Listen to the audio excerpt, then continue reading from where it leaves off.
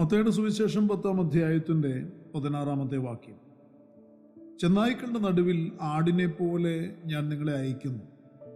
ആകയാൽ പാമ്പിനെ പോലെ ബുദ്ധിയുള്ളവരും പ്രാവിനെ പോലെ കളങ്കമില്ലാത്തവരും ആയിരിപ്പീൻ. ജീവവചന പ്രഭാത ധ്യാന ചിന്തയിലേക്ക് എല്ലാ പ്രിയരെയും സ്വാഗതം ചെയ്യുന്നു. നിഷ്കളങ്കതയും പ്രത്യാശയും ഉള്ള പ്രാവ് എന്നൊരു വിഷയം നാം ചിന്തിക്കാൻ താല്പര്യപ്പെടുന്നു. കുടപ്രഭുകളെ, യേശുക്രിസ്തുവിന്റെ യാഗമരണത്താൽ വിടുവിക്കപ്പെട്ട് ക്രിസ്തുവിന് വേണ്ടി മാത്രം വേർതിരിയപ്പെട്ട ഒരു കൂട്ടമാണ് ദൈവസഭ. ക്രിസ്തുവേശുവിലായിത്തീർന്ന ദൈവമക്കളെ കർത്താവ് അവർക്കുള്ള ദൗത്യം ഏൽപ്പിച്ച് അയച്ചിരിക്കുന്നു. അവരെ ആടുകളെ പോലെ അയച്ചിരിക്കുകയാണ്. അവർ പാമ്പിനെ പോലെ ബുദ്ധിയുള്ളവരും പ്രാവിനെ പോലെ കളങ്കമില്ലാത്തവരും ആയിരിക്കേണ്ടത് ആവശ്യമാണ്. കർത്താവിൻ്റെ വരവിന് വേണ്ടി കാത്തിരിക്കുന്ന സഭയെ പ്രാവിനോടാണ് ഉപമിച്ചിരിക്കുന്നത്. ആ പ്രാവ് നിഷ്കളങ്കതയോടും പ്രത്യാശയോടും കൂടെ ഇന്ന് പാർക്കുന്നു.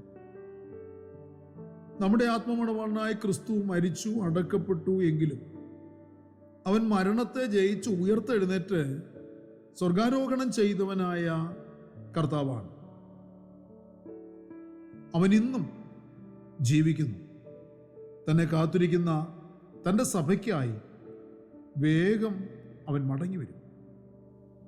അവൻ മടങ്ങി വരുന്നത് തനിക്കായി കുറുകി ഞെരങ്ങി കാത്തിരിക്കുന്ന പ്രാക്കളെ ചേർക്കുവാൻ വേണ്ടിയാണ്.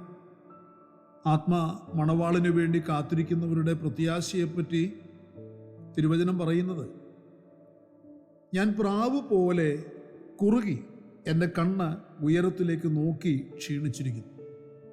യെശയ്യാവിൻ്റെ പുസ്തകത്തിലാണ് ഈ വാക്യം വായിക്കാൻ കഴിയുന്നത്. പ്രിയരെ, നമ്മുടെ ഓരോരുത്തരുടെയും പ്രത്യാശ ഓരോ ദിവസവും പുതുക്കമുള്ളതായിരിക്കണം. നാമും പ്രാവിനെ പോലെ നിഷ്കളങ്കതയോടുകൂടി കുറുകി നമ്മുടെ കണ്ണ് നമ്മുടെ പ്രാണനാഥന്റെ വരവിന് വേണ്ടി ഉയരത്തിലേക്ക് ഉയർത്തിക്കൊണ്ടിരിക്കുന്നവരായിത്തീരണം. പാറയുടെ പിളർപ്പിൽ ഇരിക്കുന്ന ഈ പ്രാവിനെക്കുറിച്ച് തിരുവെഴുത്തിൽ ശക്തമായി പ്രതിപാദിച്ചിരിക്കുന്നു. പാറയുടെ പിളർപ്പിലും കടുന്തൂക്കിൻ്റെ മറവിലും ഇരിക്കുന്ന എൻ്റെ പ്രാവേ, ഞാൻ നിന്റെ മുഖം ഒന്ന് കാണട്ടെ, നിന്റെ സ്വരം ഒന്ന് കേൾക്കട്ടെ. നിന്റെ സ്വരം ഇമ്പമുള്ളതും നിന്റെ മുഖം സൗന്ദര്യമുള്ളതുമാകുന്നു എന്ന് ഉത്തമഗീതത്തിൽ നമ്മൾ വായിക്കുന്നു. പിളർക്കപ്പെട്ട പാറയുടെ മറവിലിരിക്കുന്ന തൻ്റെ പ്രാവിൻ്റെ കുറുകുന്ന സ്വരം നാഥന് ഏറെ ഇമ്പകരമായതാണ് എന്ന് ദൈവവചനത്തിൽ നമ്മൾ മനസ്സിലാക്കുന്നു. ഈ പ്രാവ് കർത്താവിൻ്റെ മണവാട്ടിയായ സഭയാണ്. സഭയുടെ സ്വരം സഭാനാഥനെ ഏറെ ആനന്ദിപ്പിക്കുന്നതാണ്. ഈ പ്രാവിനെക്കുറിച്ച് വീണ്ടും വചനം വെളിപ്പെടുത്തുന്നു. എൻ്റെ പ്രാവും എൻ്റെ നിഷ്കളങ്കയുമായവളോ ഒരുത്തി മാത്രം. ഉത്തമഗീതം 6:9 പറയുന്നു.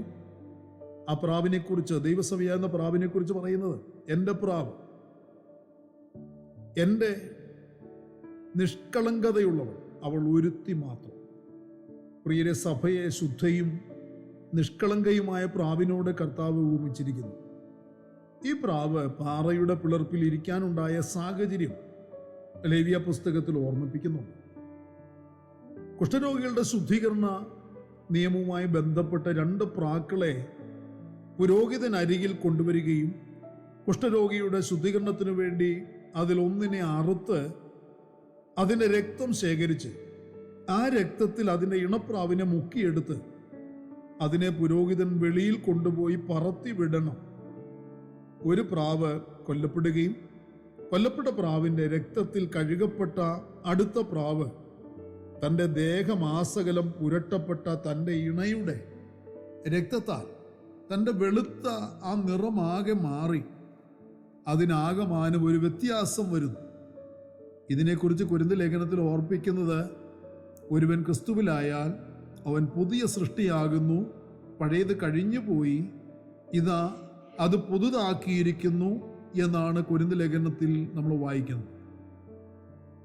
രക്തക്കറയിൽ മുക്കപ്പെട്ട, പുറത്തേക്ക് പറത്തിവിട്ട പ്രാവ് തൻ്റെ പഴയ കൂട്ടിലേക്കോ തൻ്റെ കൂട്ടുകാരുടെ കൂട്ടത്തിലേക്കോ മടങ്ങിപ്പോകാതെ അത് ദൂരെയുള്ള പാറക്കൂട്ടങ്ങളുടെ കടുന്തൂക്കിലേക്ക് പറന്നു ചെന്ന് തൻ്റെ ഇണയെ നഷ്ടപ്പെട്ടതിൻ്റെ വേദനയാൽ അവിടെ പാർത്ത് കുറുകി ഞരങ്ങി തൻ്റെ ഇണയ്ക്കായി കാത്തിരിക്കും.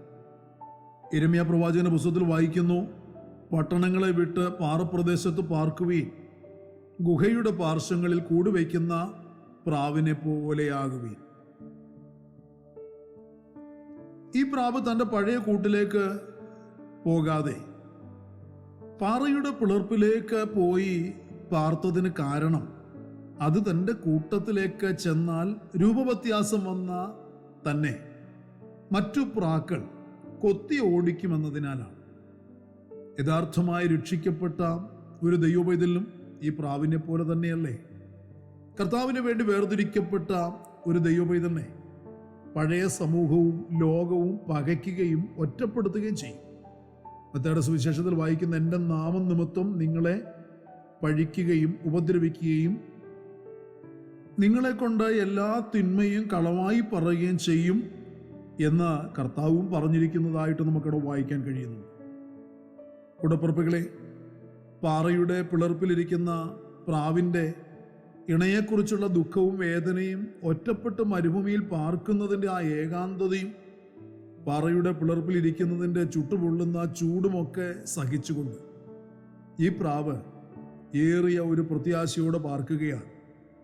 അതുപോലെ തന്നെ പ്രാണപ്രിയന്റെ ക്രൂശമരണത്താൽ ചൊരിയപ്പെട്ട രക്തത്തിൽ കഴുകപ്പെട്ട് ദേശത്തെയും ചാർച്ചക്കാരെയും ഒക്കെ വിട്ട് പുതിയ സൃഷ്ടിയായി ലോകം പകയ്ക്കുന്നവരായി വേർപെട്ട ആരാധനയുടെ അനുഭവത്തിൽ പിളർക്കപ്പെട്ട പാറയായി ക്രിസ്തുവിൽ മറഞ്ഞിരിക്കുന്ന പ്രാവായ മണവാട്ടി സഭയാണ് നാം ഓരോരുത്തരും.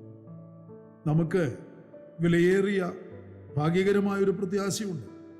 നമ്മുടെ പ്രാണപ്രിയൻ നമുക്ക് വേണ്ടി നമ്മെ ചേർത്തുകൊള്ളുവാൻ ഒരുങ്ങിയിരിക്കുന്നു. അവൻ നമ്മുടെ സ്വരം കേൾക്കാൻ, നമ്മുടെ മുഖം കാണുവാൻ വാഞ്ചിക്കുന്നു. അവൻ്റെ വരവിനായി പ്രിയനെ നമുക്കും കാത്തിരിക്കാം. നമ്മുടെ പ്രാണപ്രിയൻ വേഗം വരും. പ്രാർത്ഥനയ്ക്കായി നമ്മുടെ കണ്ണുകളെ അടയ്ക്കും. മഹാപരിശുദ്ധനും നിത്യനുമാകുന്ന സ്വർഗീയ പിതാവേ, അനുഗ്രഹീതമായ നല്ല ദിവസം ഈ പ്രഭാതത്തിൽ ദൈവത്തിൻ്റെ മാറ്റമില്ലാത്ത തിരുവചനം ഞങ്ങൾ ശ്രദ്ധയോടെ കേട്ട് ധ്യാനിക്കുവാൻ ഞങ്ങൾക്ക് നൽകി തന്ന ഈ നല്ല സമയത്തിനായി, സന്ദർഭത്തിനായി സ്തോത്രം. കർത്താവ്, പാറയുടെ കടുന്തൂക്കിൽ ഒറ്റയ്ക്ക് പോയി പാർക്കുന്ന ആ പ്രാവിനെ പോലെ, പ്രത്യാശയോടെ തൻ്റെ ഇണയ്ക്കായി കാത്തിരിക്കുന്ന പ്രാവിനെ പോലെ ഞങ്ങളും നിഷ്കളങ്കരായ പ്രത്യാശയുള്ള ഒരു ജീവിതം നയിക്കുന്ന വ്യക്തികളായി, സഭയായി അങ്ങയുടെ മുൻപിൽ നിൽക്കുവാൻ ഞങ്ങളെ സഹായിക്കണമേ. ദൈവകൃപയാൽ ഞങ്ങളെ നിറയ്ക്കണമേ എന്ന് പ്രാർത്ഥിക്കുന്നു. വചനം കേട്ട് പ്രാർത്ഥിച്ചൊരുങ്ങുന്ന ഞങ്ങളുടെ കുഞ്ഞുങ്ങൾ കർത്താവിനെ മഹത്വപ്പെടുത്തുന്നവരും കർത്താവിൻ്റെ വരവിന് വേണ്ടി ക്ഷമയോടെ കാത്തിരിക്കുന്നവരുമായി തീരുവാൻ സഹായിക്കണം. ഇന്ന് പകലിൽ നിന്റെ മക്കൾ വ്യത്യസ്തമായ ആവശ്യങ്ങളുടെ മുഖത്ത് ഭാരപ്പെടുന്നവർ, അവരുടെ ആവശ്യങ്ങളിൽ കർത്താവിൻ്റെ വിടുതൽ അനുഭവിക്കുവാൻ കർത്താവ് കൽപ്പിക്കണമേ. യേശുക്രിസ്തുവിന്റെ നാമത്തിൻ്റെ അധികാരം ദൈവജനത്തിന്മേൽ ഉപയോഗിച്ച് പ്രാർത്ഥിക്കുന്നു. ജനം അനുഗ്രഹിക്കപ്പെടട്ടെ, വിടുവിക്കപ്പെടട്ടെ. പ്രാർത്ഥന കേട്ടിരിക്കുന്ന വൻകൃപയ്ക്കായി സ്തോത്രം. സകലതും ഞങ്ങൾക്ക് വേണ്ടി ജീവൻ തന്ന യേശു കർത്താവിന് ധന്യമായ നാമത്തിൽ താഴ്മയോടെ അപേക്ഷിക്കുന്ന പച്ച ദയതോന്നി കേൾക്കുമാറാകണമേ. ആമേൻ. പ്രിയ വചനങ്ങളാൽ പരിശുദ്ധനായ കർത്താവ് എല്ലാവരെയും അനുഗ്രഹിക്കട്ടെ. നമ്മുടെ വാഴ്ത്തപ്പെട്ട കർത്താവിൻ്റെ വരവ് അടുത്തിരിക്കുന്നതിനാൽ അവൻ്റെ വരവിന് വേണ്ടി നമുക്ക് ഒരുങ്ങി കാത്തിരിക്കാം. മാറാനാഥ.